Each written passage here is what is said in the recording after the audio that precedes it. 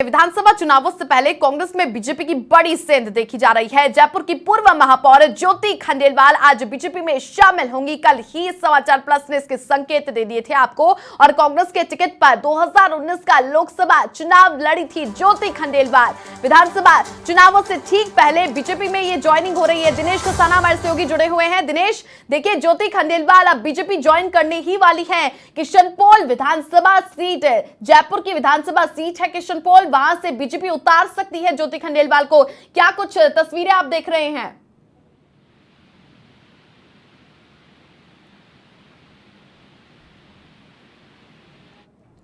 दिनेश से जुड़ने की कोशिश करते हैं। तो देखिए यहां पर ज्योति खंडेलवाल बीजेपी ज्वाइन करने जा रही है। आज बीजेपी ज्वाइन कर लेगी ज्योति खंडेलवाल। किशनपोल से चुनावी मैदान में बीजेपी अब उन्हें उतार सकती है, ये संकेत मिल रहे हैं। तो अब देखिए यहां पर ये कयास लगाए जा रहे हैं कि किशनपोल विधानसभा सीट से ज्योति खंडेलवाल को उतारा जा सकता है। लेकिन आप देखिए कि ज्योति खंडेलवाल भी अपने आप में सबसे बड़ा यहां पर चेहरा है। वहीं पर देखिए कांग्रेस पार्टी की तरफ से 2019 का लोकसभा का चुनाव भी उन्होंने लड़ा था और पूर्व मेयर रही हैं जयपुर की। लेकिन अब देखिए दिनेश कसाना हमारे सहयोगी जुड़ चुके हैं। दिनेश, ज्योति खंडेलवाल आज बीजेपी ज्वाइन कर लेंगी, जिसके बाद कयास ये लगाए जा रहे हैं कि किशनपोल विधानसभा सीट से ज्योति खंडेलवाल को उतार सकती है बीजेपी। क्या कुछ आपके विश्लेषण कहते हैं?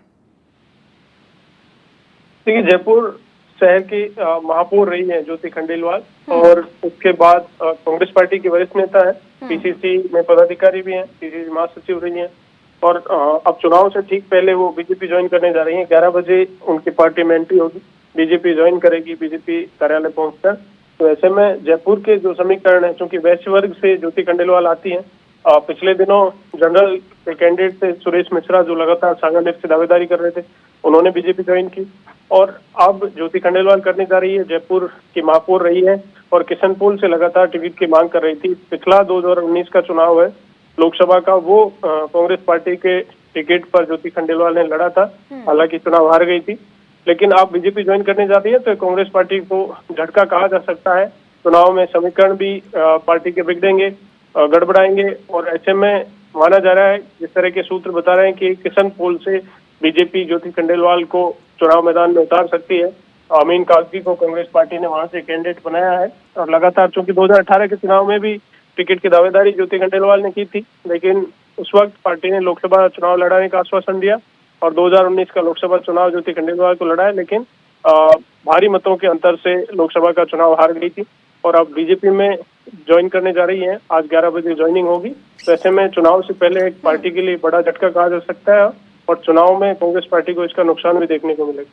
चलिए, बहुत शुक्रिया दिनेश तमाम जानकारियां साझा करने के लिए। तो देखिए जयपुर की पूर्व मेयर ज्योति खंडेलवाल आज बीजेपी ज्वाइन कर लेंगी, जिसके बाद आप देखिए बीजेपी को एक तरफ से किशनपोल विधानसभा सीट से यदि बीजेपी उतारती है तो यहां पर एक और मजबूती के रूप में बीजेपी के पास एक चेहरा ज्योति खंडेलवाल मिल चुका है। लेकिन अब देखने वाली बात होगी कि क्या कुछ तस्वीरें साफ हो पाती हैं।